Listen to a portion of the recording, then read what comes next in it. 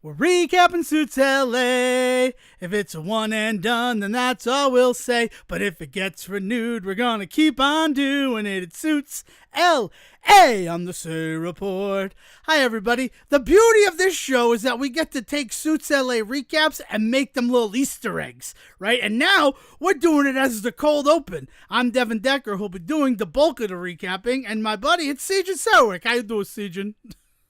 Hi, yeah, I have nothing to add to this recap this week, I will say. Oh, that's a shame, Sejan, because I'm starting the timer now.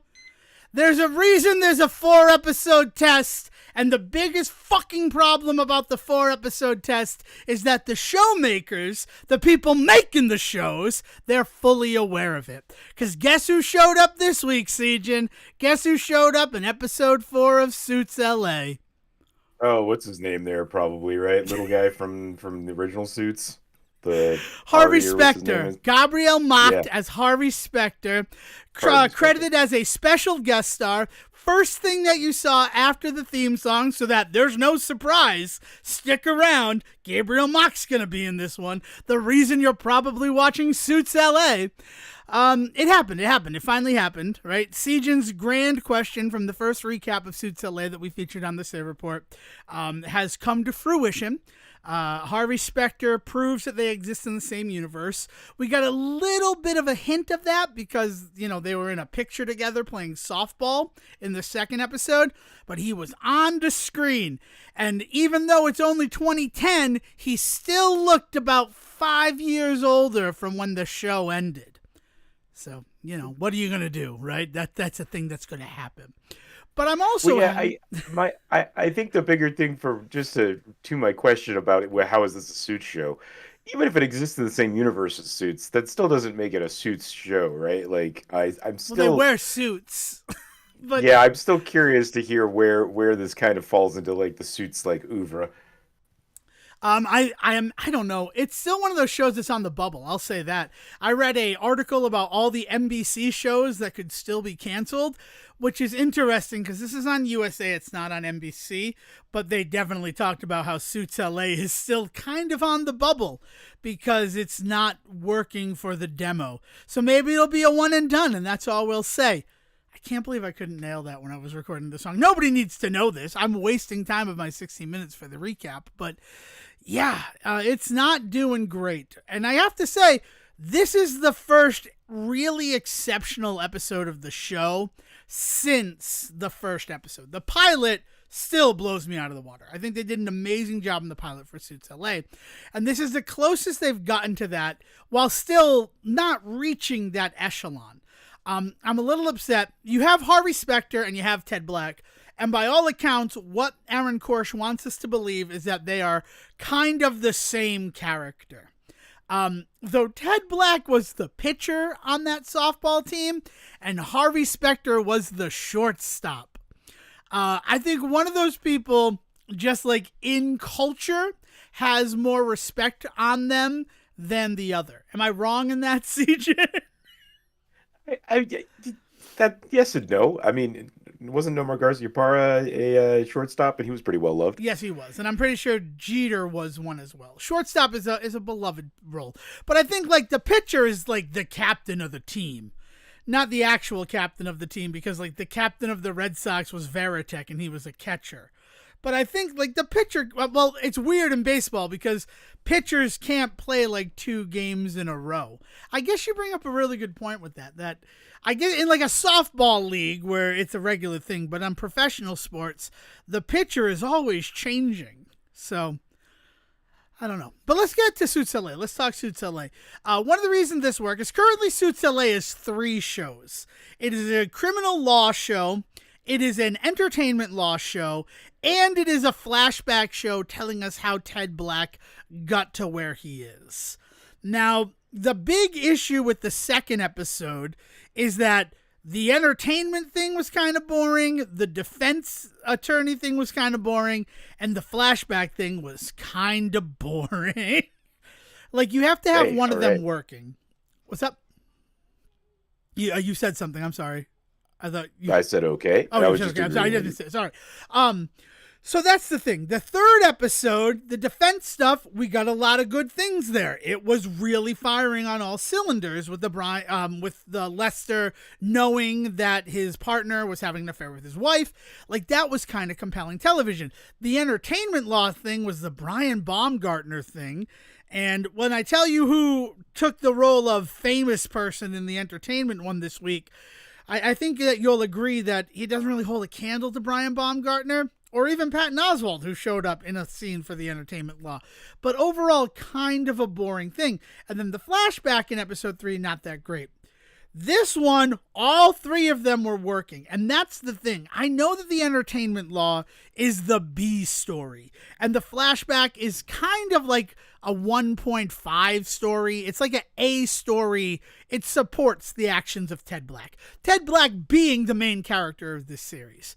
The fourth episode, defense attorney thing, they actually were in a courtroom again, which was awesome.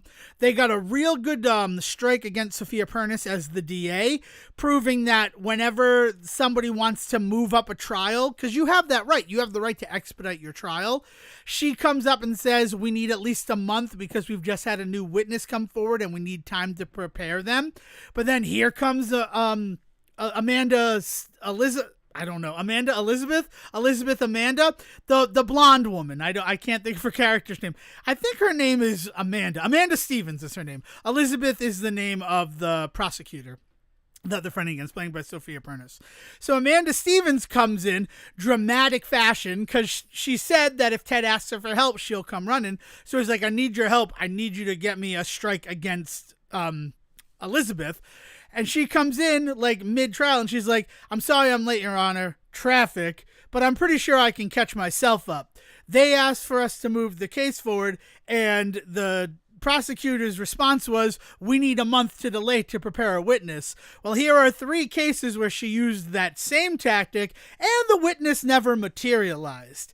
So we think it's a bullshit stall tactic. And they won. They got that strike against her. They made the prosecutor look weak. And that was awesome. That was lawyering. Additionally, the studio wanted to pull Lester's name off of the movie. And so Ted kind of kicked in a little bit of entertainment law, which is his specialty, and got to say to the people, CJ, that if you bury a movie because you have a grudge against Lester, because let's face it, everybody loves Lester. You're the only person who has a problem with him. And that problem was long before he allegedly shot and killed his partner. No one will ever work for your studio again. And let's remember that Ted Black represents Denzel Washington, Matt Damon, and Leonardo DiCaprio. The Departed would have been a huge payday for him had he been in LA in 2006. Let's just talk about it. But yeah, and that's a bluff, right? Because it's Hollywood. Nobody would stand up for Lester and say, we're not going to work for this guy again. That was a good little joke, too, because the head of the studio was named Bill. So he goes in and he goes, Bill! And then he goes, Ted! And then in your head, you're like, excellent! But yeah, so they bluff it. So Lester's name's going to get released with his name on it because the studio head's afraid that he'd lose his job if he found out that Denzel Washington, Matt Damon, and Leonardo DiCaprio would never work with his fictitious studio again. And it worked. So it was all synergizing really well. And what is the A story of Suits LA? The B story was Stuart and Ricky having to work together at... Did you know Samantha's last name? Have you caught Samantha's last name in any of my recaps? I don't think I've shared it because I don't think I knew it. And I know you've watched a couple episodes. Do you want to... I have no clue. Railback. Maybe Railsback? Her name is Samantha Railsback. So the name of the new law firm is Railsback Lane. That sounds like a place where you go to get rough sex or raped, either or. I would keep it out of the tourist pamphlet, is what I'm saying. Railsback Lane legitimately makes me think that Suits LA in its entirety was just kind of a placeholder idea that then Peacock's like, hey, you want to do another show? Suits is big right now. Did a Super Bowl commercial. What are you thinking? Railsback Lane, CJ. But I look, I was going to say it sounds like a bakery, but you teach their own. I'll teach your children well. So they're working together because Guest star playing themselves of the week, Enrico Colantoni had carved a dick and balls into his neighbor's shrubbery, but it would be vandalism. He used a chainsaw, so that makes it criminal trespassing. That's like the big thing in this particular episode of the show.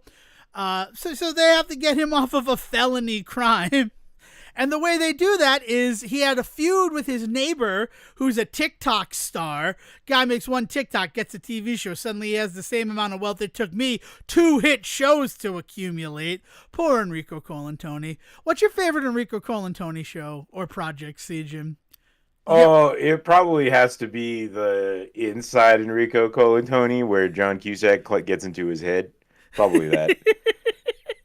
Man, I wish that were a real movie, Jin. You've made me real upset. I was going to say Flashpoint, but that's because I have a penchant for Canadian television, specifically police procedurals. But he's slaying on all levels. And they're like, well, we need to understand where this is actually coming from, because he's acting insane. His response to everything is legitimately insane. So we need to figure out where it boils down to. And at the end of the day, he's jealous of at the real -Gen Z because his kids like him more than him. They watch his stream and they laugh at him the way they used to laugh at me. So the compromise, because real Gen Z, the reason it was retaliation, him carving the dick and balls into his shrubbery, because he had made Enrico Colantoni look like a fool by pretending to be police officer McCracken and saying that because he parked a little bit on the property line of his neighbor, he was going to come down and get arrested. But then that stupid kid, he recorded the whole thing and then he gloated about it and gave it to Enrico, which at that point, you're impersonating a police officer. That's also a felony. Keep that in mind, everybody who's listening to this episode of the Say Report. Don't pretend to be a police officer even in a prank, because it's still a crime. just a helpful thing from that. So the end of the day, he's going to let him be on his little streaming show so that his kids think he's cool again. And that's the happy ever after there. Plus, we got a lot of character development from Stuart and Rick. And the fact that one of the reasons Stuart left Black Lane, which again, like these sound like filler names, I have to be honest with you, is because him and Ted brought out the worst in each other. And he did not like that side of him. So he's hoping to reacclimate and be a better person as a criminal defense attorney now that he's no longer working with Ted. So Rick, he wants you already bring out the best in me, Rick, and I want to try to foster that. Though his payment for Rick asking help is for him to come to his house and play Dungeons and Dragons. The show's trying to appeal to everybody. Like, honestly, it is a marketing executive's wet dream in terms of applying to their target demographic, and it's kind of sad that it's just not working based on everything that we're seeing from the ratings. And then the 1.5 was the guy Peloton coming, whatever the mafia guy is, I don't know his name, it's Peloton, it's something like that. It's not Peloton, I know that. But him coming to the place where Eddie works to threaten Ted and saying we don't go after families. But hello, we've been watching the show for 4 episodes, or you've been listening to me recap it for 4 episodes. We know that Eddie gets killed.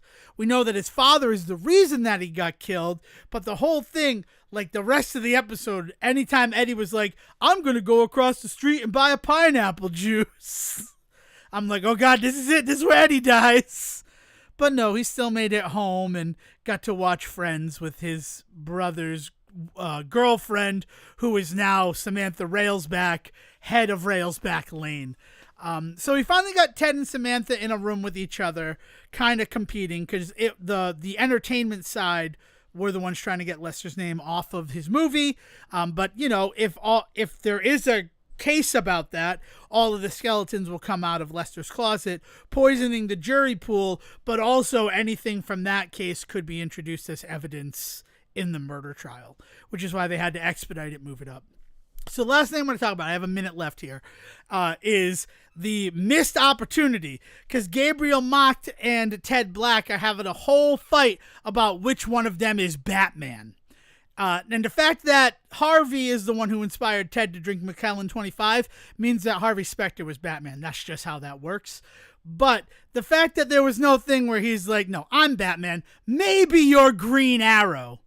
Like, that would have been good. I'm a little upset they didn't take that joke. Because it would have worked. Like, it would have. Because what is Green Arrow but Batman in Star City? Am I wrong on that one? It might be Center City, but I think the more, before we piss off a bunch of nerds who are gonna have some things to say about that, I think the more poignant thing is that what was Steve Amell's Green Arrow, but Batman. Yeah, true. Like I talked many a time about how that show was basically we wanted to do Batman but didn't have access to Batman because of the movie stuff, so we're just gonna do Batman stories with Queen here. So like. And much like Flash became very much just like Superman stories. Yeah, and that was the end. He's like, yeah, you're Batman. I guess I'm Superman. And then that Macallan 25 is kryptonite and all that. I'm really just glad there was no Spirit reference. I have never seen the Spirit movie, I'll admit that. But I'm glad that Gabriel Macht is able to move out from under it. And I guess that's sort of the same way you don't make a Green Arrow joke there. But honestly, it was the only thing that I was waiting for, the whole argument about which one of them was Batman. The name of the episode, by the way, Batman Returns.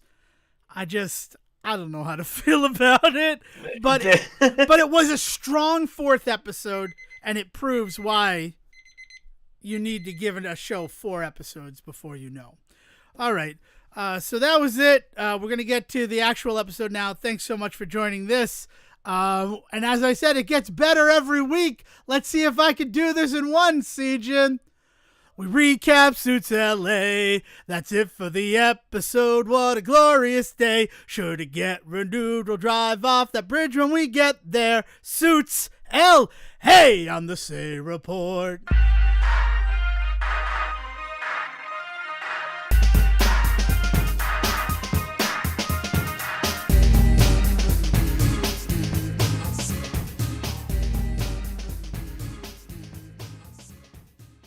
Hello, ladies and gentlemen, and welcome to the Say Report. I'm your host, Devon Decker, and joining me, my host companion, is Sejin Sarowick. How you doing, Sejin? I'm doing quite well today, Dev. How are you doing? I'm good. I just recapped Suits LA, and now we get to talk about other stuff, fun stuff I'm excited about. But I think we should start with the thing that didn't happen over the past week. And that is, both of us had said we were going to go see the day the Earth blew up, the feature-length Looney Tune film starring Porky Pig and Daffy Duck. And I can't believe I almost fucked up their names, just going to be honest with you.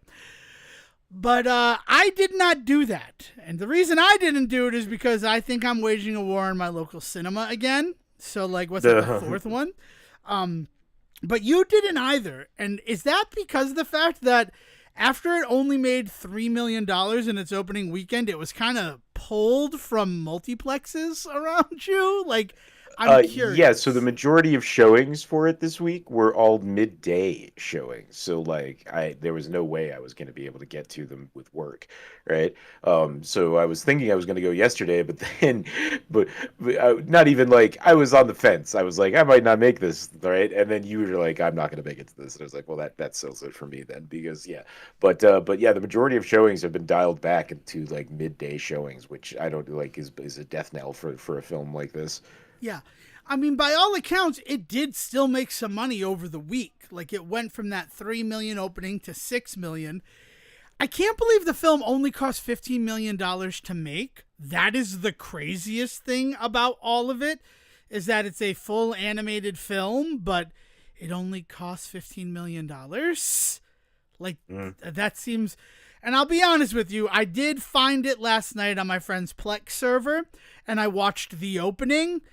And I want everyone to know that what I'm about to say is not meant to be rude, but the aesthetic of the animation was very the B horror movies from the Angry Beavers. Mm-hmm. If like, Okay, all right. which Yeah, I mean, I kind of get what you're saying. Yeah. Was that on purpose or was that I feel like it was definitely on purpose because the whole thing, like the opening of it, is a scientist seeing that something is coming to the Earth and then reacting to it. So it and like the okay? fact that it evoked that thing from the Angry Beavers. I mean, they were making fun of the sci-fi horror movies that were existed in the 50s and the 60s that were made on Right. the cheap, and somehow made a bunch of money at the time, or even if they didn't make enough, they made enough money to cover themselves, right? But now they're all public domain, so that's why you see them on cable channels trying to just fill time in the early 90s when cable was new. So like that aesthetic was cool, but it was also strange because I don't think of that as a Warner Brothers aesthetic. Angry Beaver's very famously a Nickelodeon show. Yeah, So sure. Yeah. Yeah, so I can appreciate that. yeah, and then a little bit later on, right? And I actually I only watched till like the title card. There's some very like Ren and Stimpy. I can never pronounce that guy's last name. Krofisky, like John Kay, right? Like Yeah. very reminiscent of the type of art that he was doing. So, and that was not for Porky and Daffy. Porky and Daffy, in the brief bit that I saw, were very Looney Tunes styled. But the other animation around them didn't really jive with it, which was interesting. Like a lot of the How much of the latest Looney Tunes you've been watching? Like when they were doing not like some of much. I'll those. be honest with you. Yeah, I do think that it's very in line with some of the more recent Looney Tunes stuff they've been doing. Yeah, Especially like the mixed media aspect, like different animation styling and things like that. I think it's pretty in line with where Looney Tunes has been for a bit. That is to say, though, that like very different than the Looney Tunes that we remember. But there's definite like eras of Looney Tunes styling in terms of animation styles that you can go back to, that you can see all different versions of these things. I think we're just in a different one of those right now. yeah. I mean, that's it. And it made me happy. Like it made me happy that stereotypical 1950s black and white horror sci-fi scientist was in that, like what Angry Beavers did to do that. I liked it. It worked for me. And then I stopped it because I'm like, we're not going to get to watch the whole movie.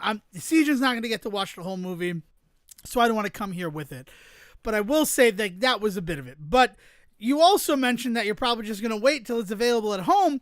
One of the death knells for the show, and one of the reasons why I've like begun to wage this war on my local Cineplex, is the Blu-ray. A physical version of The Day the Earth Blew Up comes out on the 28th of March, which is 14 days after its debut in theaters. Oh, of March or May? Of I thought it was May. March. It's March. It is March 28th. Is it not? I know I sent it to business. Maybe I misread that. Like, oh, it's May 27th. Yeah, I'm an idiot. I'm sorry. That's my fault. I thought it was Okay. March. So no, so 2 months away from that. So like, wow, I let me misreading something affect me not going to see it. But also, I'm not that upset about it. I was a little upset. And you know what also definitely fed into it is the announcement that Mickey 17 is going to be digital this coming Tuesday, the 25th Oh, of wow, March. really? Yeah. So that's less than 3 weeks for that one. So I guess like when I then saw The Day the Earth Blew Up, I'm like, that doesn't surprise me. They almost didn't release this in theaters at all. So if they're prepared for the physical release of it, I wouldn't be surprised. It would almost make sense in terms of marketing, is that everybody gets a chance to see it in the movie theater, we make whatever money there, and then people will buy it for home. Like, I thought that was literally the marketing scheme. But you're right, I'm looking at the tweet I sent you, and it's May 27th. So I screwed that up, and I apologize. It's okay. I was actually thinking, wow, I can't believe they're giving it that much space because it seemed like it was prime for that exact kind of Right. marketing move. But Well, I can't believe but yeah, Mickey no, 17 is coming to I digital mean, already, Sijan. but I think the bigger thing is that what happened in the midst of all of this is that all of this goes on, and then they went and they removed all the old Looney Tunes from HBO.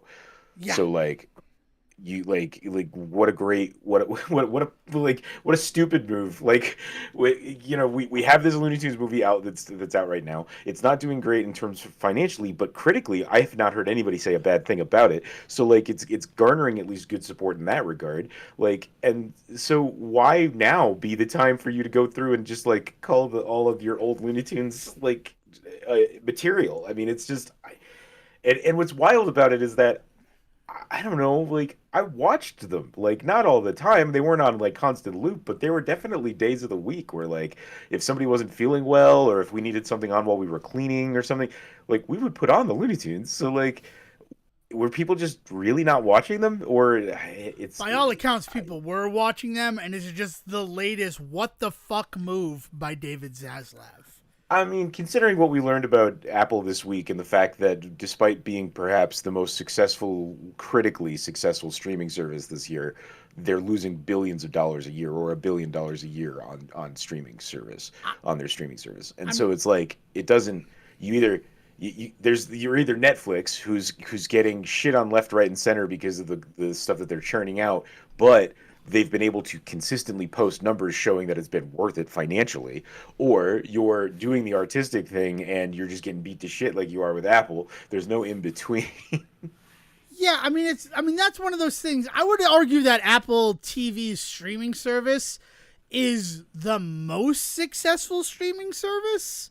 Like, I know that that might sound crazy too, but like, think about since they've launched, they had the Ted Lasso, which kept them, everybody was talking about Apple TV, Ted Lasso, even it was the only thing to watch. And then as soon as Ted Lasso ended in 2023, Severance kind of came in and picked up that same critical praise, and it's still on Apple. And even then, between it, like, isn't Shrinking an Apple TV show as well? Like, they've had, like, little ones that everybody is always talking about as well. They Like I said, yeah, like this year has been like a pretty financially like shitty year for them, but critically like they kind of came out on top this year. I mean, what I'm arguing is that they've come out critically since they've existed. And then the fact that that does not equal money for them, right? It's not just that 2025 is cost, they haven't really made any money. It's the fact that I can't think of them ever really being monetarily successful, proving that the streaming model is flawed. Yeah, well, I think the biggest flaw of it was that everybody started their own service, right? When Yeah. everybody worked together under certain umbrellas, like it looked like it was a financially viable situation because there were two or three places where money was funneling. The second that all that money got dispersed, it fucked everybody. Yeah, I agree. And then, you say that about Netflix. Like, do you believe that Electric State really cost $320 million to make? Because that just seems like you're setting yourself up for failure. If I remember correctly, and maybe I'm wrong about this, but I do remember that being one of those ones that was kind of continuously getting like pushed back, reshot, moved Yeah. around, right? Wasn't it? Yeah. So, I mean, yes, I can imagine that by the time all was said and done, it did get to that point, and somebody's head will roll for letting it get to that point. But yeah, I can believe it considering what we know about the kind of history of that movie getting made. Yeah. I mean, it's just, I just, how do you hope to make back that $320 million as a streaming service that has admitted basically we operate in the red all the time? Yeah, but they consistently they add more people per quarter than they did previously. They lose people. They definitely put out numbers of people canceling, but the numbers of people canceling never balance out the number of people that they get signing on and starting and trying new. So like they just are constantly growing. Like that's the big thing about Netflix is people keep reporting that like oh no like this thing came out and it's going to hit them financially in this way or it's going to lead to this percentage of cancellations, but what they don't ever look at is the other side of that, which is that Netflix has never had a down year in terms of subscribership, or if they have it's only happened once in a blue moon. Yeah. I don't know. It's just crazy. That 320 million just seems, that's an unfathomable amount of money to me.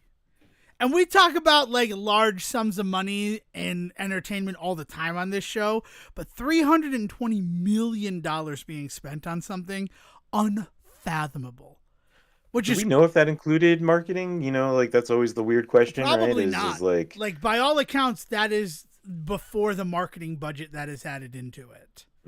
geez, yeah. So I mean, we are, that puts it in the realm of a Marvel movie, and I mean, you have the Russo brothers there directing, and they've had their successful Netflix movie, in The Gray Man, the movie that also did not do well critically, but seemed to do great financially for them. Like they just kind of just kept giving them more and more rope. yeah, And I couldn't tell you at the moment whether or not it's paid off, right? Because we don't know if people are watching it. we know that Netflix is it's sure not acting like on everybody the is. top 10 anymore. We do know, like, the only reason that I'm even bringing it up is because the number one movie on Netflix right now is, Sejan, you want to take a guess? Craven the Hunter. It's Craven the Hunter. Yeah. Yeah. And by all accounts, Electric State is not even in that top 10 anymore. So a film that everybody collectively laughed at, Craven the Hunter, is performing better than the $320 million movie that Netflix made in-house. Yeah. I don't know. And we've talked about Craven the Hunter. You can go listen to that episode. It was fun. It was a good movie. I enjoy it. I think that everybody should watch it. I also think that Sony, hi, this is Devon Decker speaking directly to Sony, BUAI, the intern who's forced to listen to every single podcast about movies and stuff, or like even tangentially.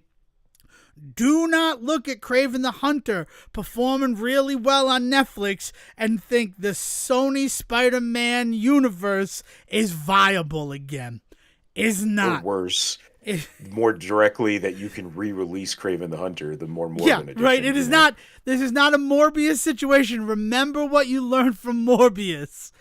Guys, the fact that people are watching Craven the Hunter is because Netflix is pretty bare right now, and a lot of people talked about Craven the Hunter. Like I also, we did talk at the time that, like, even I, who had some less appealing feelings about that movie than you did, even I admitted that, like, it was not the worst of the films that had been made in that universe. I believe the direct quote from 2 weeks ago, as we ended the show, was, "I think I'm going to go watch Craven the Hunter again." Yeah. Yeah, yeah. I mean, it's definitely an enjoyable film. It's just got its flaws. Yeah, which, I mean, kind of everything has its flaws, right? And it's just, if you're Well, willing with that, to forgive yeah, them, man. ignore them, right? This has Like, been, yeah. I mean, anybody that's been listening to me bitch and moan for the last 2 years about how, like, we've lost that middle tier film where we can just kind of be like, yeah, okay, not the greatest thing I've ever seen, but I enjoyed the hell out of it. I had a good time with it. If the movie's not 100% the best movie you've ever seen, then it somehow is just not worth being made, apparently. right. And for some reason, the 100% best movie you've ever seen is a Marvel movie for so many people. Like, that's what they're holding it up against. It'd be one thing if you were holding it up against, like, The Godfather. And even I don't think that The Godfather is the greatest film ever made. But the thing you're judging it against is also not some of the best cinema. It's such a weird world right now on whether we judge if something is good or bad or not. So much is about the money that it takes in its opening weekend, and it's being like weighed against, like, whenever they're like, oh, the CGI wasn't very good in this Marvel movie compared to this former Marvel movie. Like, no, probably not, because now they need to do less in order to make more. It's so fucked up.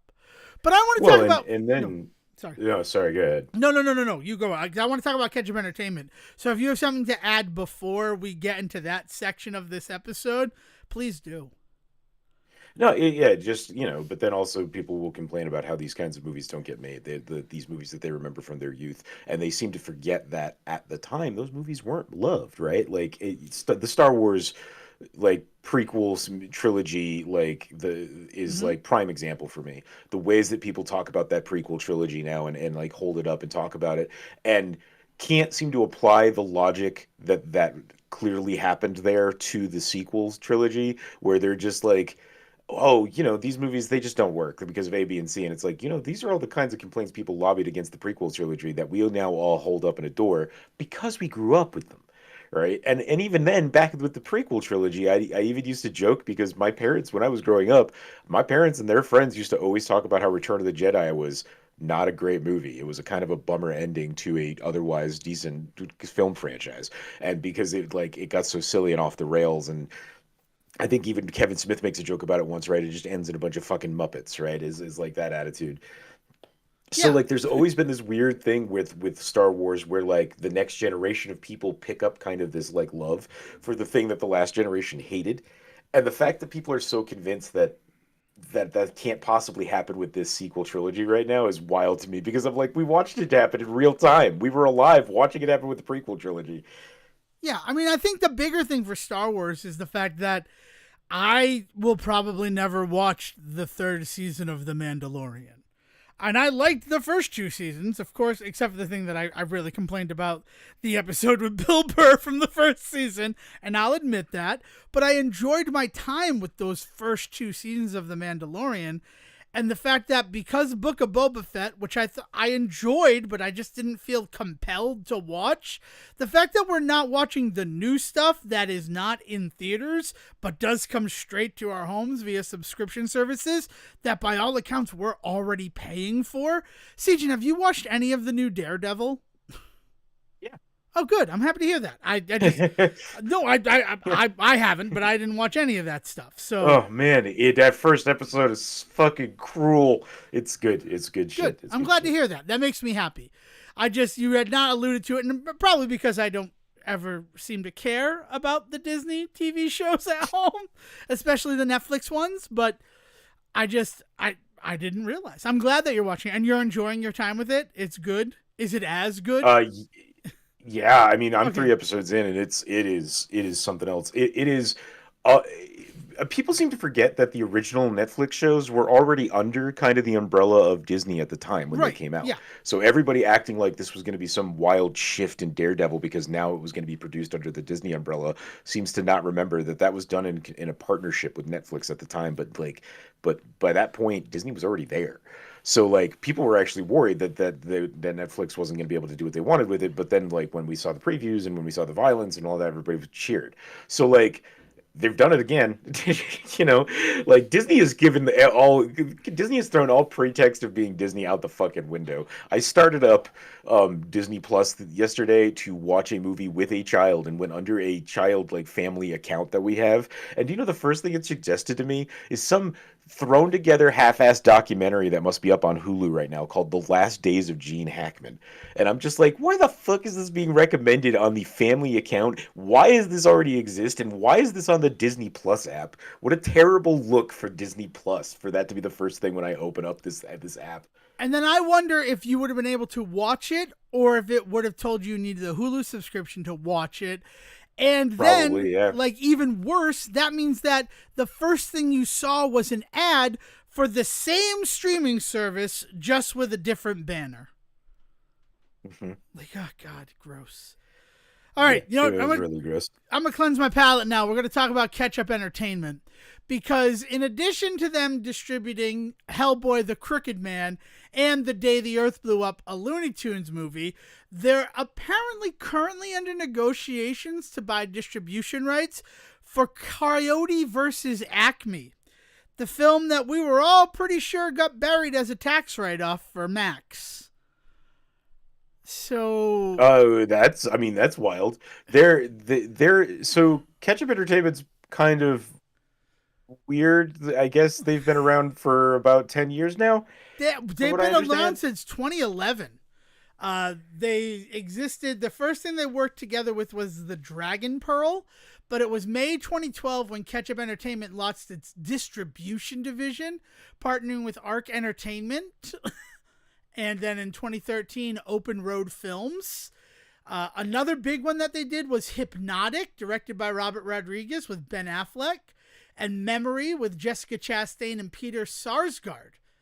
And they also produced and directed Ferrari. Michael Mann was the director and distributed by Neon, but they were the And that's production the Adam company. Driver Ferrari movie, right? I believe so. I never saw it, but produced by starring Adam Driver. Yes. I Yeah, wanted to yeah. watch it. I just never did. So like that. But then also Let me see if you remember some of these films. Vehicle 19. Remember Vehicle 19? Vehicle 19. Oh man. Okay, so Vehicle 19 is a what's his name from Fast and the Furious? It's one of his last movies, It isn't is it? one of Paul his last Walker? movies. Paul Walker, yeah. Yeah. And super fast. Oh, was Superfast one of those ones up there with because Ketchup Entertainment also did the Hunger Games spoof one The too, right? Starving Was it is Games. it one Yep, of their that's correct. Nice yeah, job, so is Agent. it yeah, that's one of the big things. So I assumed that that was their bread and butter was like those kinds of shitty movies, but it seems like maybe Starving Games and Superfast are the only two of those that they made. Yeah, by everything else, it looks like those are the two big ones that are parody films. Maybe Debug is one too. Nope, Debug looks like a real fucking movie with Jason Momoa as a hacker. Nice. So that looks like fun. What is Big Game? Big Game. No, definitely an action adventure film. Like they do some real stuff. Like they only really I started to notice them because of Hellboy the Crooked Man because I thought, wow, Ketchup is such an interesting name for a distribution company. And then they do The Day the Earth Blew Up the Looney Tunes, and now they're looking at Coyote versus Acme. First of all, if Coyote versus Acme comes back from the dead, how long do you think it is before we see the Batgirl film? Just like asking. Oh, I don't know.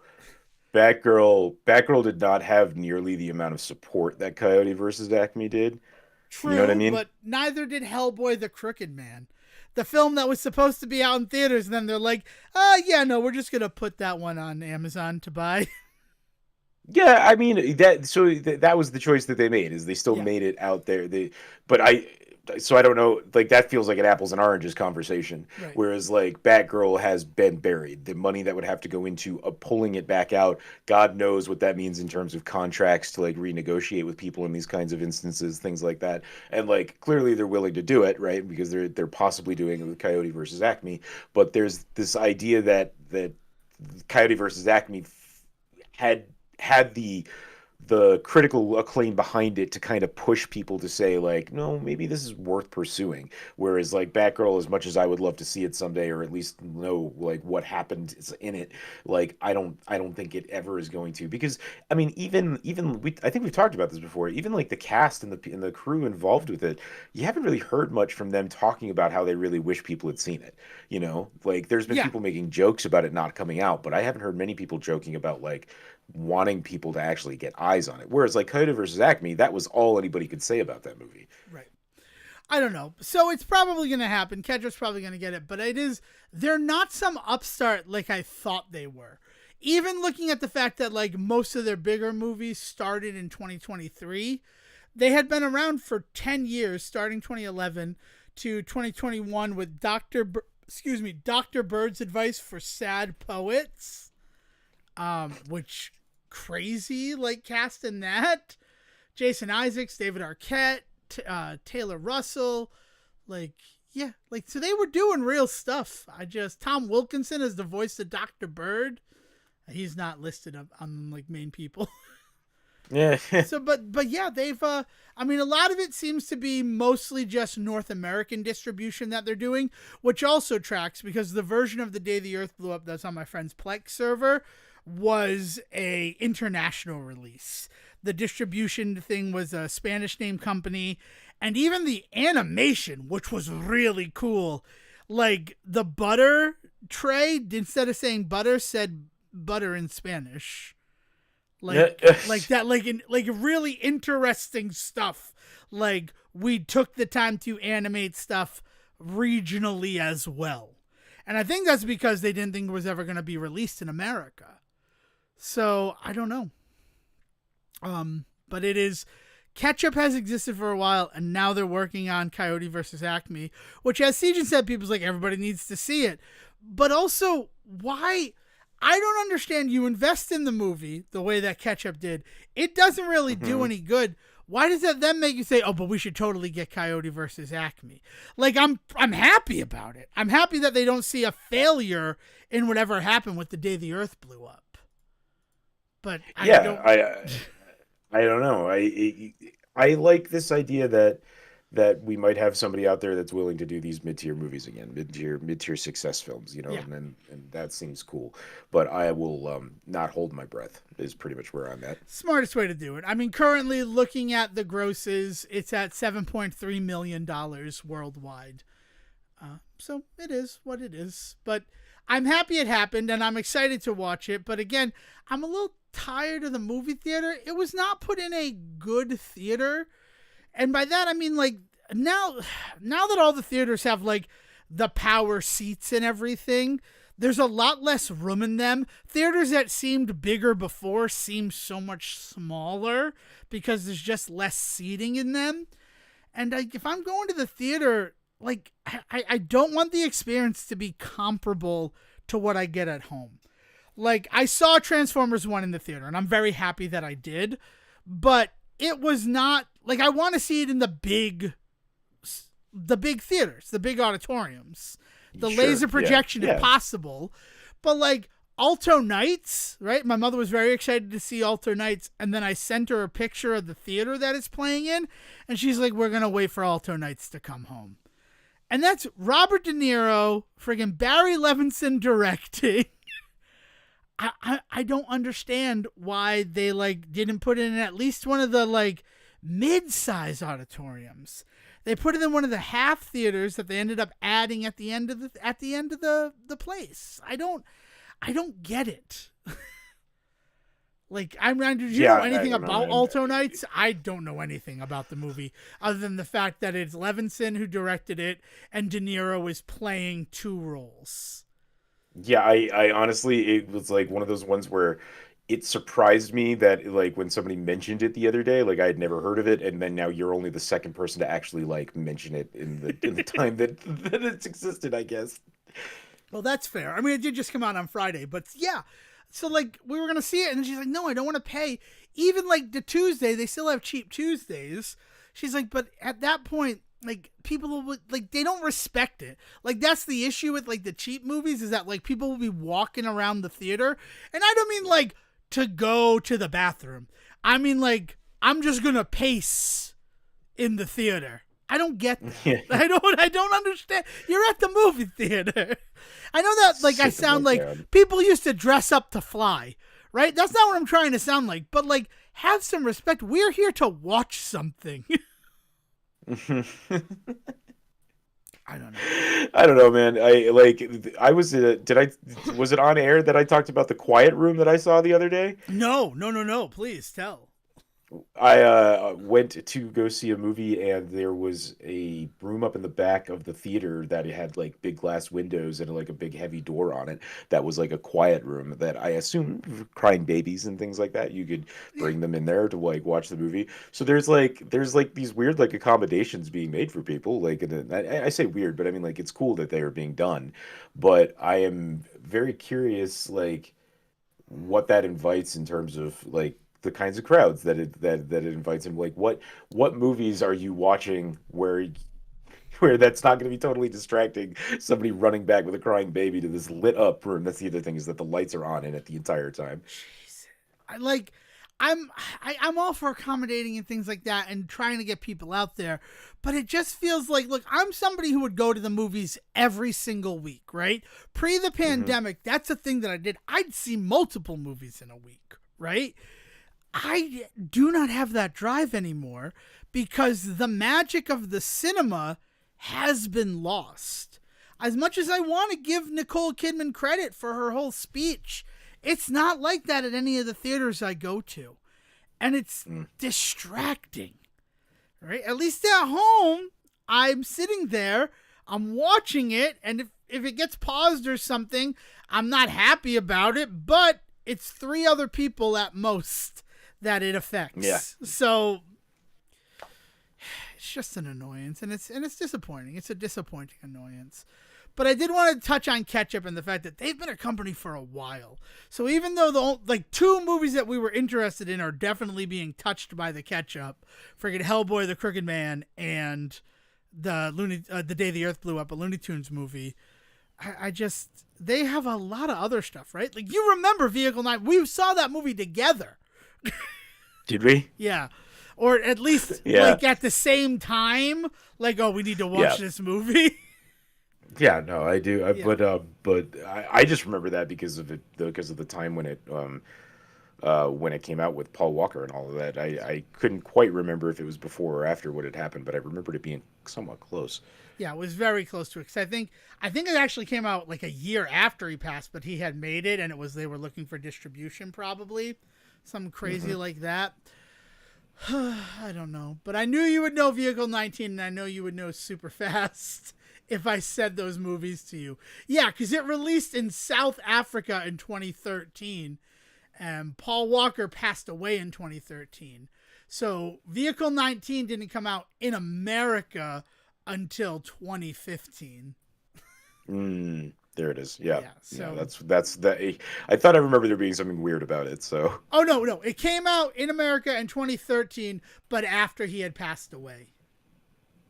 Yeah, no, like a little before. I don't know. It's all crazy. I'm looking at different like Wikipedia things that have different dates for things. I don't love Wikipedia for that very reason. Yeah. So I mean, those are the big things this week. I want to go see movies, but I don't want to go see them in crappy cinemas. I will say that. I want the auditorium to be fitting of me going to see the movie, but then also I don't want to pay more than $20 for a ticket.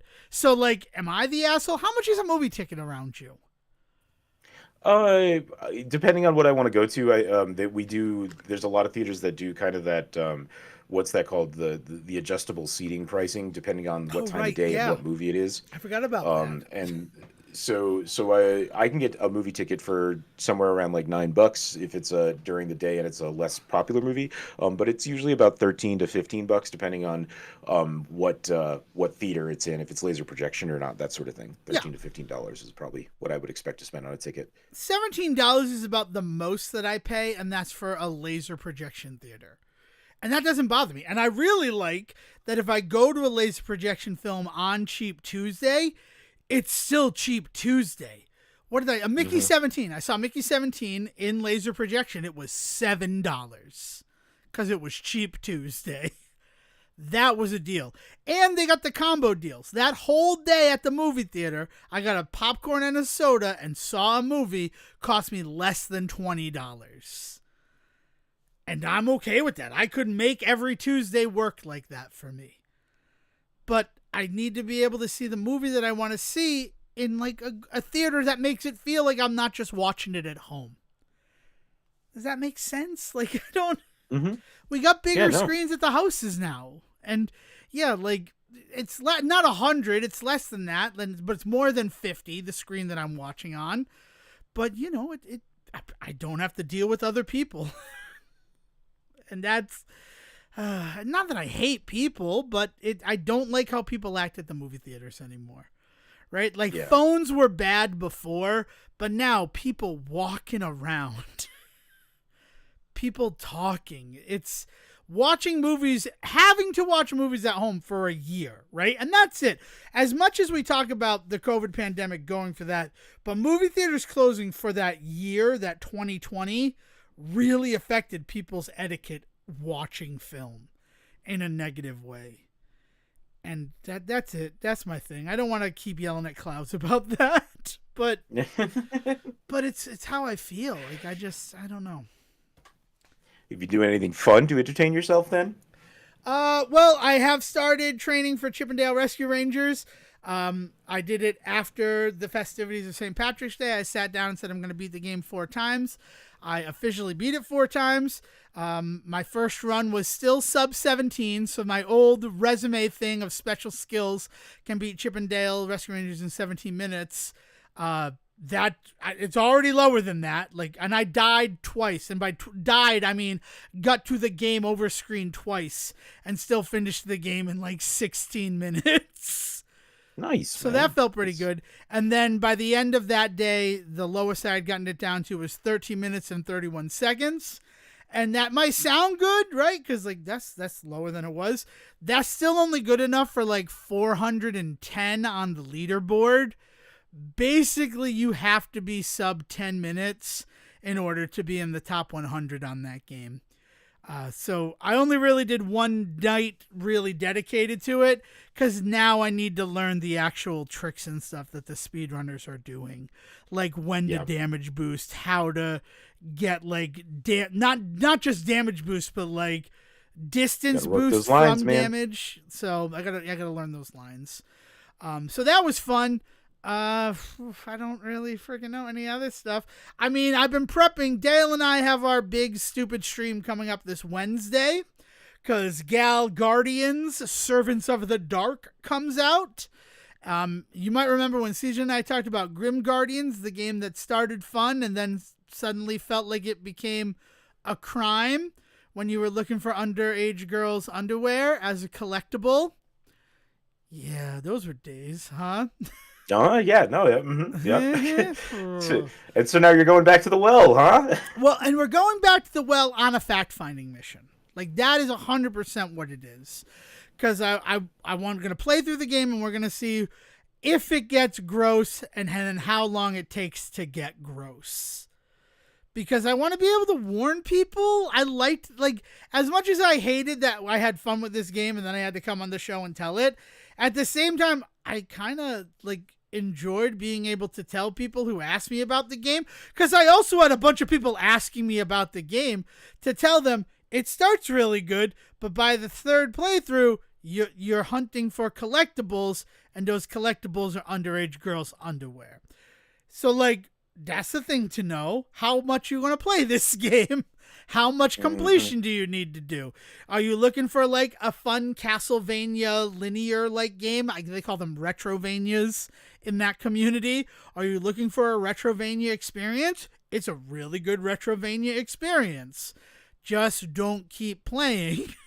Once you've beaten the game, be like, that's good enough for me. Maybe do the second loop where like the bosses get a little bit harder, but certainly don't do the third loop. I want that. So we're doing that. So the game releases at 8 p.m. on Wednesday on the PlayStation Network. We're going to start it up as soon as it's downloaded, and we're going to play till we beat it. That is the plan. And this is Wednesday night? This is Wednesday night, starting at 8 p.m. Eastern time. It's probably going to be streamed on the Devon twitch.tv/Devon Decker, since it's just me and Dale. So if you want to watch I will definitely be joining to at least take a look and see what you guys are up to. Maybe I'll play something alongside you. All right, cool. Or something. Yeah. Because I'm a little nervous. I'm not going to lie. Like, there has been a real discussion of, do we want to do this? Is this something we want to do? But at the end of the day, we both agreed that, like, we want to know. Like, we want to know for the people. So, yeah. And then I also decided I want to beat 12 RPGs, which is a perfect thing to start 3 months into the year. And I made my list of those 12 RPGs. And it's a lot of RPGs that I'm kind of like in the middle of. It's like, where do we actually get to the end? So I'll talk about those once I complete them, because I haven't. But I can definitely say that like Mario and Luigi Brothership, I'll actually finish that. Hopefully, 1,000 Year Door, I'm ready to finally roll credits on that. After on the GameCube, I got all the way to the final boss fight and then just never finished it. Yeah, man, you gotta finish that game. Yeah, I have to finish that one. So those are two that are on the list, and then like Secret of Mana, I want to finally do that. Chrono Trigger for the 30th anniversary. I've beaten Chrono Trigger, but I want to beat it again. So those are the couple of ones that I remember off the top of my head. Final Fantasy VI. I've never beaten Final Fantasy VI. 3 in America. So, you know. I've gotten the World of Ruin too many times to count, and then I've just not finished the game after that. So yeah, and they just did all those really nice the pixel refurbishes of all of remasters, them, which I have of all of the games. So nice. The only pixel remaster I finished is Final Fantasy 1 because it came out right when I was crazy about the first Final Fantasy game. Nice. Which I still love. I still love that game. But yeah, so that's the thing I'm going to try to do for fun this year. But other than that, no, I mean, I went out to open mic night. That was fun. And then I went to a bar on Thursday. But, you know, like nothing like at home, I've mostly just been going to sleep. Oh, I just remembered we have to talk about something. Why don't you introduce something fun and then we'll end on that one. Okay. Well, I just wanted to say that, you know, I have dove into the first hour and a half, 2 hours of Monster Hunter. Monster Siegen. Hunter Wilds, is that the new one? Oh I man, don't I know. can't even I'm not remember. playing it, but I'm happy But that you are. but it is it's a it's a blast so far. It's a very goofy ass series, which I always kind of knew. I always knew that Monster Hunter had a goofier side to it, but yeah, it's very over the top. Me and my Palico, your little cat friend that carries your stuff for you, have been out exploring the wilds. Um, Weird story to it. I'm curious how the Monster Hunter stories, anybody that's more familiar with Monster Hunter ever want to fill me in on this, how the whole world works, right? Because I imagine it's much more cohesive than say like a Final Fantasy, where the various games don't all take place in the same worlds necessarily, although there's hints of some things affecting other things and stuff like that. But like in general, the Final Fantasy games are not considered to be with all in the same universe. But as far as I know, the Monster Hunter games are. So I would like to know like some stuff about what's going on in terms of possibly some of the politics about what's happening because I feel like there's some stuff I'm missing in that regard. But in general, it's a fun game. It's got a weird story. It's got some wild mechanics and just some really good over the top like video gaminess to it that I've been sorely missing from some newer games. Cool. I'm happy to hear that. What is the name of this new one? I know that like I'm Monster pretty sure it's Hunter Monster Hunter Rise, Wilds. right? What? Huh? What's up? So that's a portable one. Oh, Wilds. Okay, cool. I'm glad that you're enjoying it. Mm-hmm. Yeah, yeah. So that's been a blast. But I mean, other than that, I've just been still doing some Balatro runs because the family is like super into it right now. So we kind of sit around each other and watch what each other's up to, doing all sorts of stuff. We have an older family member that's never played video games before that has suddenly found themselves very into Stardew Valley. So we've been celebrating that with them a little bit. We actually are bringing them a pink cake later today, straight out of Aw. the game. Um, we're just we're taking it easy right now. I'm waiting for kind of the next big game to really get me, right? Monster Hunter is fun, but it's definitely, I think it's going to be more of like a project-y game than it is going to be like a fun game for me. I'm hoping I don't have to wait all the way till September for Borderlands because I'm sure that that's going to be one of those ones that really gets me that I'm just going to be just playing nonstop, but I don't know. Maybe that's the next one. I mean, we've been talking holding patterns a lot. Going back to when you were on the East Coast last time, talking about how everything kind of feels like in a holding pattern. Even with the release of something like Assassin's Creed Shadows, which came Hmm. out on Friday, it still feels like we're in a holding pattern as we wait for the big Switch announcement on April 2nd. Everybody's just kind of waiting to see what's going to happen, and Yeah, nobody I wants am to announce happy against it. just because you brought it. Yeah, but just because you brought it up, we should just mention that Assassin's Creed Shadows so far, currently in its first week, doing actually extremely well. Hit over 2 million players within like 2 days, which is like a new record for them and stuff. So that's cool. I mean, like I love that that's a game that's out there that people are enjoying. But again, not necessarily like a me franchise, right? So I'm just kind of waiting to see what the next kind of Siegen game is going to be for a bit. And again, it might not be until like Borderlands at the end of the year, I hope there's something before that. Yeah, I don't know. Like I've been enjoying going back to Chip and Dale. I am excited to play through to go back to the Grim Guardians universe now, Gal Guardians. Especially because like the big thing about that trailer, it looks like as the Servants of the Dark, you're going to fight against the heroes from the first game. Which then makes me wonder if there will be a mode where you play through as the heroes from the first game. So I don't know. Like I'm really like Hmm. that. But again, project game is a really interesting and accurate term for a lot of the for what I'm doing with the new Grim Guardians game. Is like Yeah, I am yeah. playing it to learn about it. So yeah, I don't know. All right. Anything else? Because the last thing we got to conquer is something that we've talked about before. We were in a bit of a competition to see if we would have more episodes than this particular thing, and by all accounts, is canceled. But everybody's acting like it's not canceled. Oh, Yeah. Good morning, USA. American Dad, Siegen. No more new episodes to air on TBS. TBS was the first run location, very funny, for American Dad. And they've said that this is the last season. No more new American Dad on TBS. Right. Yeah. And And this is not, I mean, this is after years, and years. including like a series of years there where it was nonstop, right? Weren't they releasing for like a year and a They half did every release for a year and a half a new episode almost every Monday, preempted by a couple of baseball games. I think was the only difference there. Yeah, like it had a strong second life on TBS. I love the show. American Dad is one of my favorite shows. According to Wikipedia, there are 21 seasons, though weirdly they only call it like season 19 on TBS. I don't know why. 300 Did they not split up that year and a half, and Wikipedia is maybe? maybe it's something like that. I'm not sure why. Yeah. But yeah, so like cuz if you look at on the DVR where I watch it, I think the first season or the second season are coupled together for some people. But then like season 11 only has 3 episodes in it. So I think that they add that to like season 12 a lot of the time and things like that.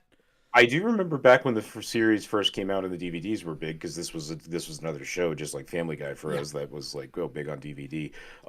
That they did. There's a two-parter where they end up being exiled in Iraq, right? Stan of Arabia. Stand of Arabia. Yeah. And that two-parter, is that the end of a season, start of a season, or is that mid-season? So the weird thing is, I think like where part of it comes from is season 1 was just 7 episodes, but then they kind of connect that to season 2 to make it one long 23 episode season. Right. So like Bullock's to Stan, the one where Avery Bullock dates Haley, was the first episode of season 2, but they kind of treated it as the 8th episode of season 1. Weird. Like, even though But production wise, it's like weirdly different. but you mentioned that people are kind of not accepting that it's over. Well, it's not that people aren't accepting that it's over. It's just that like everybody is assuming that Fox is going to take it back. Well, so anecdotally, this is completely anecdotally, Yeah. I feel like the show has really picked up some steam over the last few years. I think that there's a lot of people that really kind of caught on to American Dad in a lot of the same ways that there's a lot of things that we've talked about over the years that we feel like people have really really come around on, that, Brendan Fraser maybe being our biggest example of that, right? Yeah. There seems to be this resurgence for some of this stuff in a way that is pretty cool and validating. I'm not gonna lie.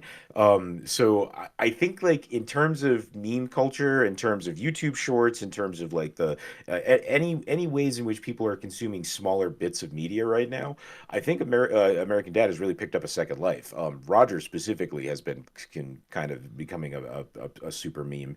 Um, I don't know. I think it's because people are seeing that they're thinking, oh well, it's too popular right now for Fox to let it die.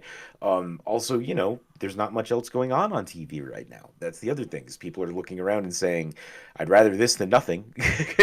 So I think people are being overly hopeful. I think you're right that it's weird. People are just kind of assuming it's going to be picked up by Fox, but I think that it's coming from a place of like, it's got some legs on it right now, and there's not much else going on. So, like, why not this? Yeah. I mean, I look at the AV Club, and I don't love the AV Club, I'll be honest with that, but their headline of American Dad is coming home to Fox, and that's per Deadline, whose thing is American Dad poised to return to Fox for season 20 and beyond. Like, so much of it is like just conjecture. And I agree. I've always loved American Dad. I was always a big fan of it, but I can safely say it has only gotten better since its transition over the TBS. And it's not just because they can say shit. It's because they're able to take chances and like try to do crazier comedy and distance themselves further from Family Guy. Because at the time when American Dad was greenlit, it was because there was no Family Guy. It was before Family Guy on DVD gave the show a second life and a renewal of a fourth season. American Dad was going to be the new Family Guy, and then suddenly Fox was stuck with two Family Guys. Yeah. So, Well, and yeah, like the idea being it was going to do to politics what Family Guy was doing to culture, right? Right. It was doing to pop culture. Yeah. Yeah, so the move to TBS, they dropped the whole political thing.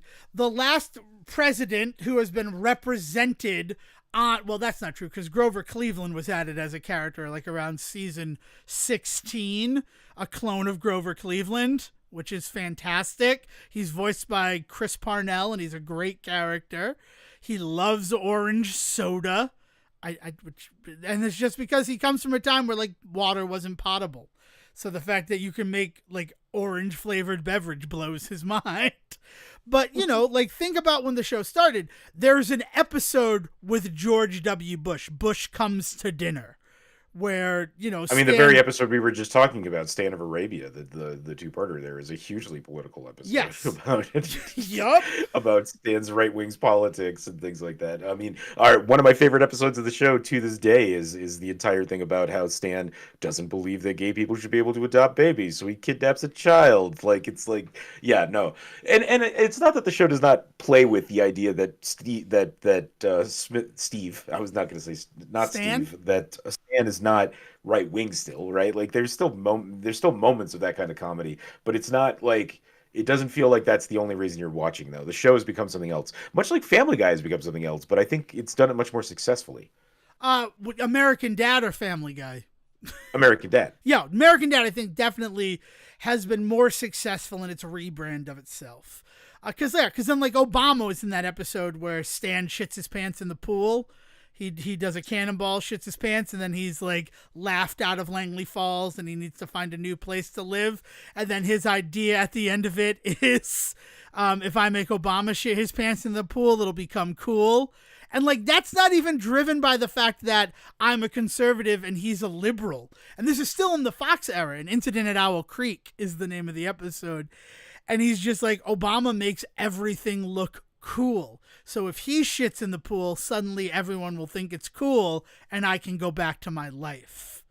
Like that's the last time that it's been like semi-political satire on a presidential level. I can't say Donald Trump has never been in the show, but that's because in the second episode, Stan says to somebody, "You're fired." And it's the heyday of The Apprentice. So Trump shows up on screen demanding royalties for owning the phrase "you're fired." Like that's the last time he's there. And I can't think of a time that Biden was on the show. Like they moved away from being really political to just being comedy. And they got the best Christmas episodes in the game. Because they really do. Like I love American Halloween Dad. too. They have less Halloween episodes than Christmas episodes, which is that they really like focused on the Halloween stuff is great. God, I mean, it's one of my favorite things. Like Buckle, who's one of my favorite characters in American Dad, the woodsman who was a former Disney Imagineer. That Halloween episode, Best Little Horror House in Langley, fantastic title, where he's like, I finally got to use some of my ideas that Disney said were too edgy. I'll rip out your throat, you little whore! Like it's funny. It's good stuff. They have some really good Halloween episodes. But Christmas-wise, there's a whole different series if you just watch all the American Dad Christmas episodes. If you just watch the Christmas movie, the Christmas specials, yeah.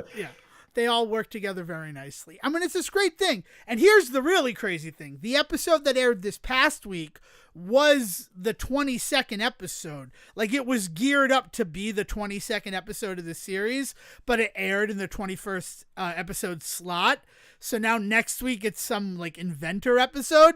Let me tell you about season 19, episode 22, Guardian. Whoo boy, did it feel like a season finale, Siege. Like, I wonder if they moved it deliberately so that people wouldn't assume it was a season finale. It was essentially war games where Stan freed an AI that had been under CIA capture confinement for 50 years. And then it went nuts and tried to destroy the world. And it ended with Stan like admitting to the family that he loves them right before they stopped the AI and all of that. Like, it felt real season and or series finale. So the fact that they shifted it, like, it's making my mind question all this stuff that, like, did TBS move it so that people wouldn't think this was the series finale? But as soon as it goes up on Hulu, it's going to go up as the last episode of American Dad. Like, unless it gets picked up by Fox. But all of it seems like really wishful thinking. And I love the show. I loved the show. There was a time where they had 365 episodes, and it's like, all we need to do is do more episodes than American Dad. And now this is our 427th episode, and they currently have 388, and by all accounts, were canceled as of like Wednesday this week. And I don't know why nobody's treating it like that.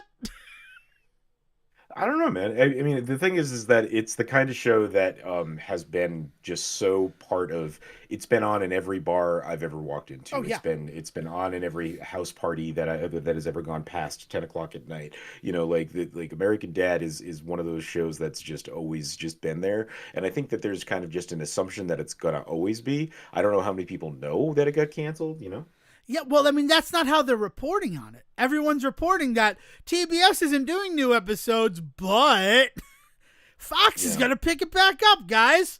No. Maybe they know something we don't. Maybe they do, but I haven't seen every article that I've seen reporting on it seems like wishful thinking. I just want the confirmation. I want a confirmation either way.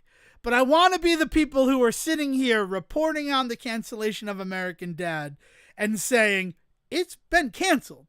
TBS saying, it's not as if there are episodes that are unaired.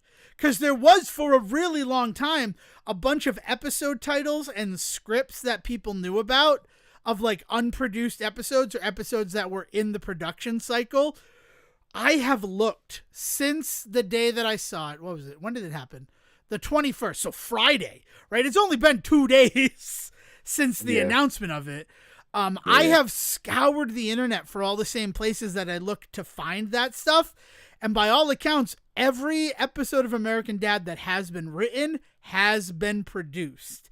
And every produced episode of American Dad, short of What Great Advancements, which will be airing on Monday on TBS as the final new, like, broadcast premiere of an episode of American Dad on TBS, like, they've all shown too.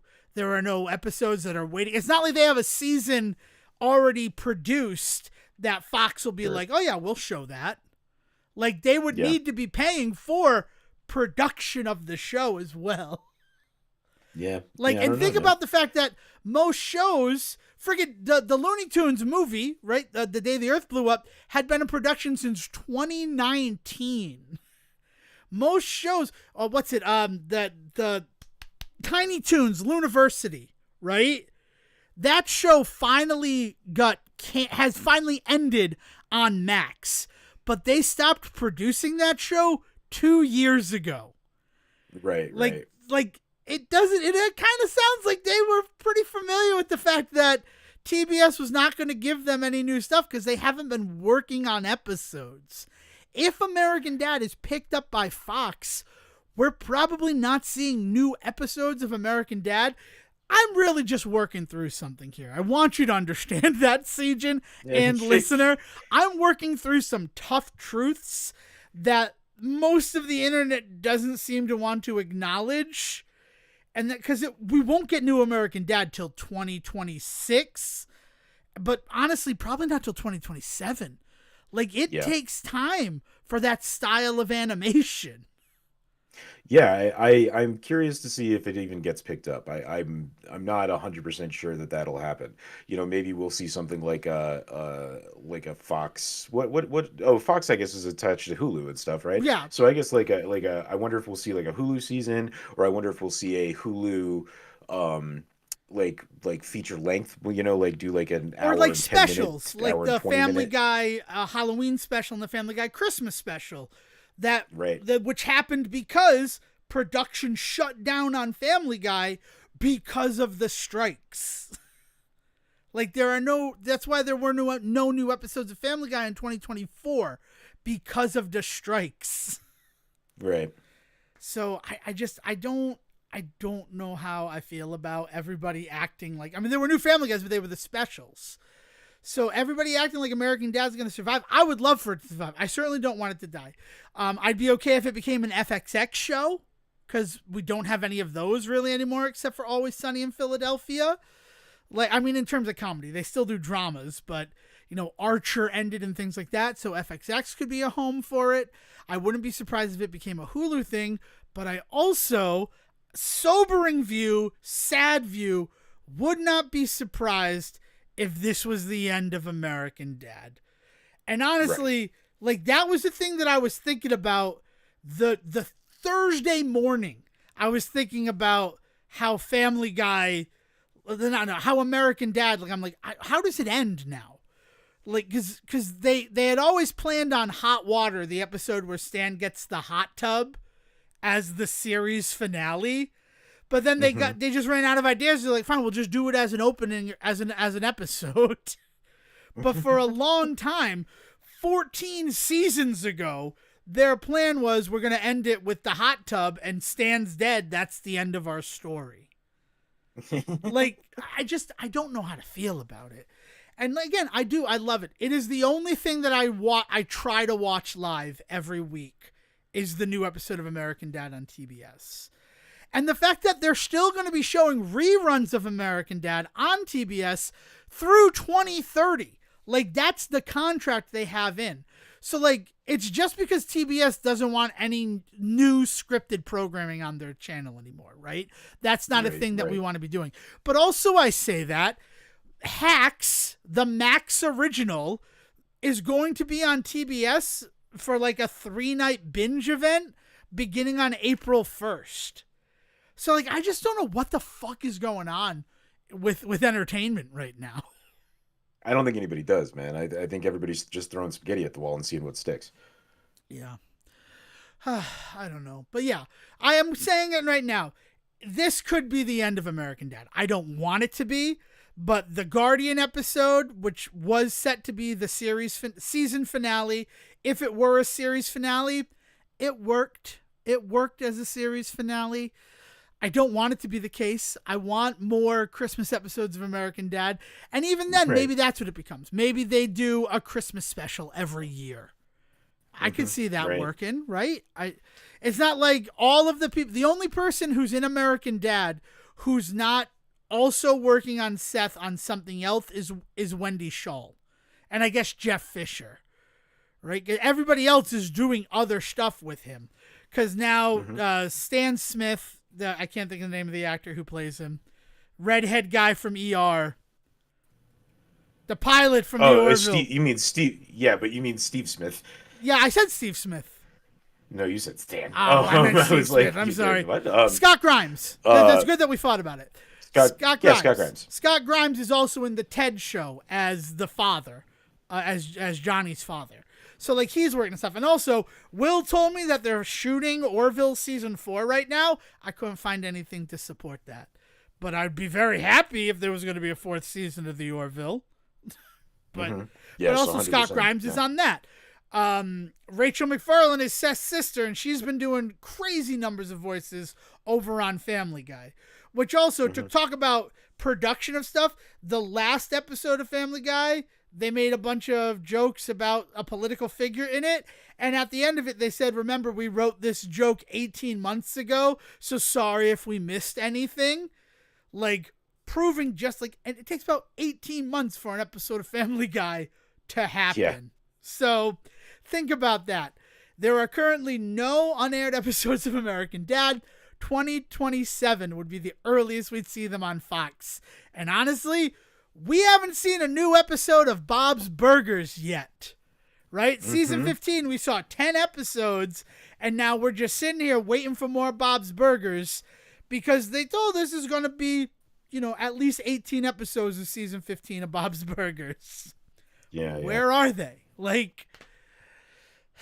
I don't know. I just had to be honest with it on this and everything, because everything is talking like it's already a foregone conclusion, and it really isn't.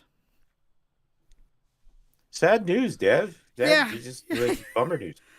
I mean, it's sobering. It's a very sobering conversation, and it's a thing that it's a sad thing to end the episode on. So we should probably do something happy. I know what we're going to talk about to try to brighten everybody's mood.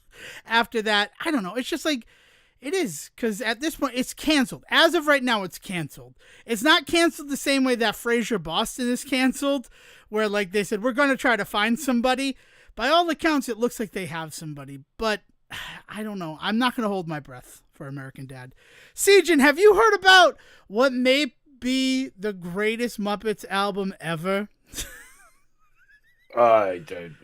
Is this new? No, it's older.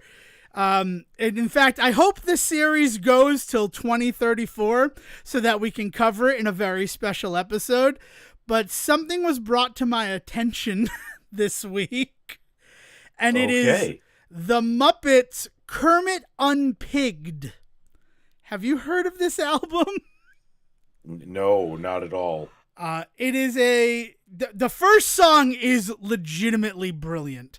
In fact, I will share it in the supplemental materials over in our Discord so that everybody can view it, including you. We listened to the first 5 tracks of it yesterday, and then we were out of cell phone range, and it's not available on Spotify or anything. The only place I've been able to find it is YouTube. So we just couldn't get the rest of the album. And we're going to stop, right? Instead of jumpy, and whenever we get data, we're going to stop. We have not finished it yet, but looking at the remaining songs, I'm not super happy. I'm not excited, is I guess what I'll say. But the whole thing is that the Muppets show up at a recording studio to record an album, and Miss Piggy is late. And then she calls while they're recording, and her and Kermit, they start the album off with a duet of the Fine Young Cannibals' She Drives Me Crazy. And it ends with Piggy and Kermit breaking up. I almost struggle to say, getting a divorce, but they're not married, right? They're just long-term couple. Yeah, so, wow. So then I'm seeing here he goes on, does he sing a song to Linda Ronstadt? Well, we're going to get to the Linda Ronstadt part of it. But then the rest of it is them basically, wandering around a giant recording studio, walking into booths and doing songs with whoever happens to be in there. He does do a song with Linda Ronstadt, Dream a Little Dream of Me, I believe.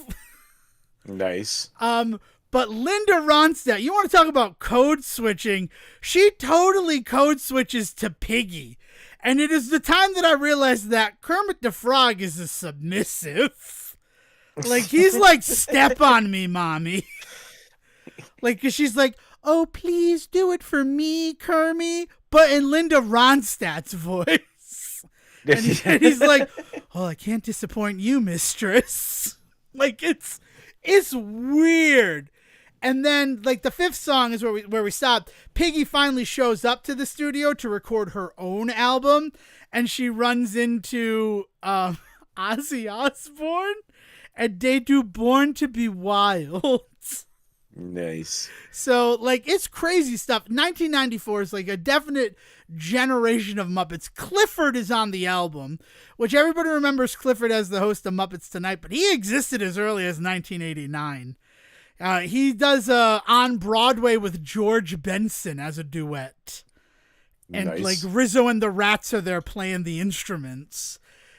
It's crazy. It's a beautiful thing. And the song that had, someone did Spaceman, it played while I was out at one of the bars. And it's like, oh, I think of Spaceman, I think of Kermit Unpigged.